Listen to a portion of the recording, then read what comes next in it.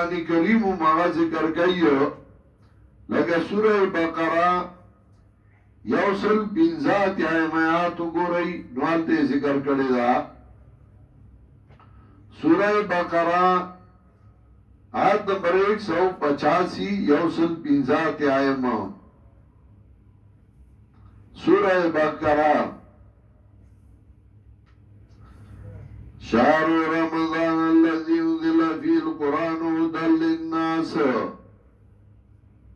میاشت رمضان غدا چه نازل شده که قرآن هدى للناس هدایت دے پارا د ټولو خلقو نو شهر رمضان الله غمیاش کولی میاش در رمضان چاہے کہ قرآن کریم نازل شو اگر میاش در رمضان کے اگر رزدہ چاہے کہ قرآن کریم نازل شو بعض خلق رالل نو اغید دینا اگر پیلا سمد شعبان واغستا او داغی وجہ داوا چیو کو اغید لیلت القدر اغا مقام و حیثیت پہ کامو چاگا ختم شی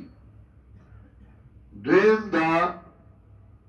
چاگئی بادشاہان خوشحالول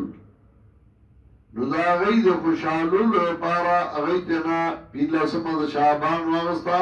بعد خوشحاتارو چاگئی پا تفسیرونو کے دارا در نکل او دو دی وجہ سوا دو دی وجہ داوا چه پا دویم صدای که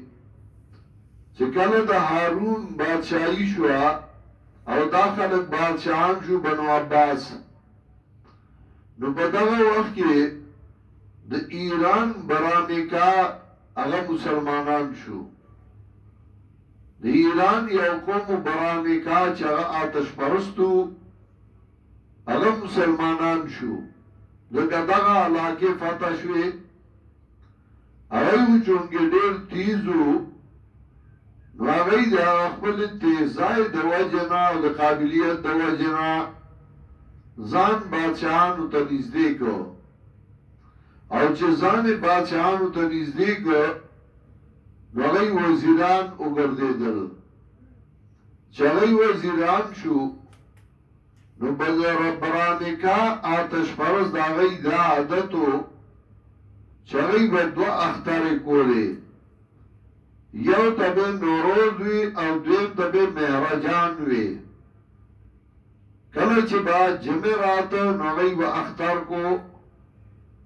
او کله چه با اور رات نوغی با اختر کو نو نوروز او مهرجان داغی دو اختر وی پا دی دو اخترو کی باغی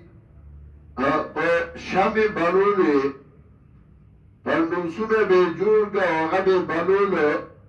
پدې کې باغې لوبې کولې اختر به داغې کله چې هغه مسلمانان شو وزیران شو چې کله دغه ورځ رالی نو هغه خو هغه عادت وو رواج وو نو هغه راولګي نو هغه په خپل کورونو په بلو او بچتونو باندې شمع بلې کړې چې شامې بلکړې خلکو قتل د وزیر صاحب په کوټه باندې شامې بلې دي او د بل په کوټه شامې بلې دي نو هغه راولګي نو هغه هم دا شامې بلې کړې او د هغې نه دا 15 شعبان دا شروع شوه او د هغې لپاره بیا روایتونه خلکو جوړ کړل چې هغه روایتونه بعض روایات دی دا حضرت علی رضی اللہ تعالیٰ عنہ بعض روایات دی ابن عمر رضی اللہ تعالیٰ عنہ اور بعض ابو جعفر الباقر روایتون روانستل لکه ابن حبان ذکر کری دی انورو اذا کان لیلتا من نصف شعبان فقوموا لیلا وسوموا نهارها چې کله پنځلسمه شعبان شي نو تاسو شپرونه کوي او درځ روزه ونیوي او چا پکې روایتونه جوړ کړل چې د شپې سل رکعات نفل وکړي او په دې طریقه باندې وکړي او داسې وکړي نو ستا آینده کال رزقونه ولیکل شي او داوشي نو پنځلسمه د شعبان رونه کوي دې کې رزقونه لیکل شي او دې کې دا کې او دې کې دا کېږي حضرت شیخ القرآن نور الله مرقدہو ضیاء النور کے صفحہ 221 کے 221 زوڑ چاپ پائی کی حضرت شیخ القرآن د شعبان بدعات پائی کی او دا ذکر کرے چی پنځلسمه د شعبان او پدیش پا باندے پخوا زمون دی علاقو کیو ما د کپڑی پندوسونه بجوڑ کرو تیل با پیواچول او الکانو با مبارا وشتر وی پدیش با باندے قسمتونم نوی کی گی رزقونه لکلے کی گی او شپنونه کئی او نفلو کئی او عبادتو کئی نو پنځلسمه د شعبان لے دیر زور ور کڑیو حالانکہ ابن جوزی رحمت اللہ علیہ موضوعات کی لکھی دویم جلد صفحہ 127 کے صلاة لیلت نصف من شعبان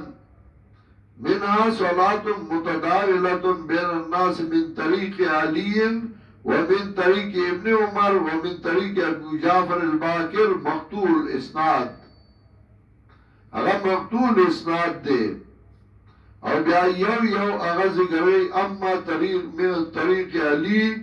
و اما طریق ابن عمر و اما طریق ابو جعفر الباقر یو ذکر کی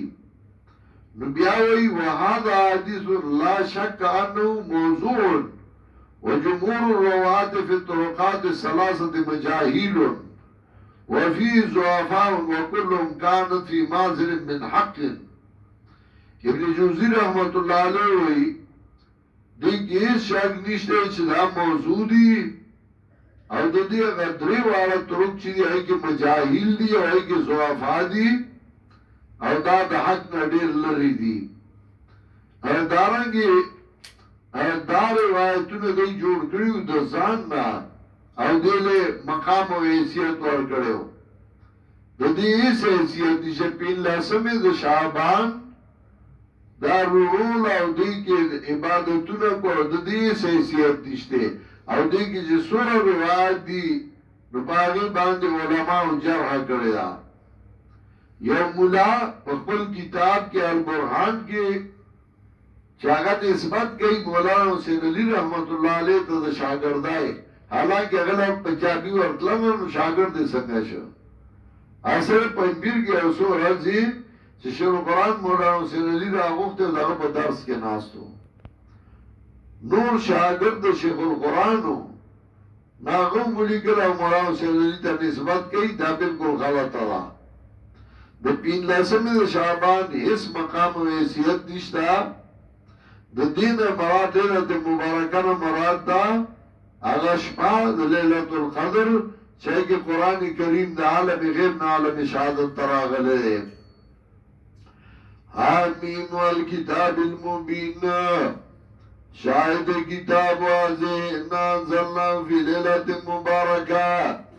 منگارا لگلے قرآن لرا پاش پد خیر کے انا کننا منزلین منذرین منگر ان کیو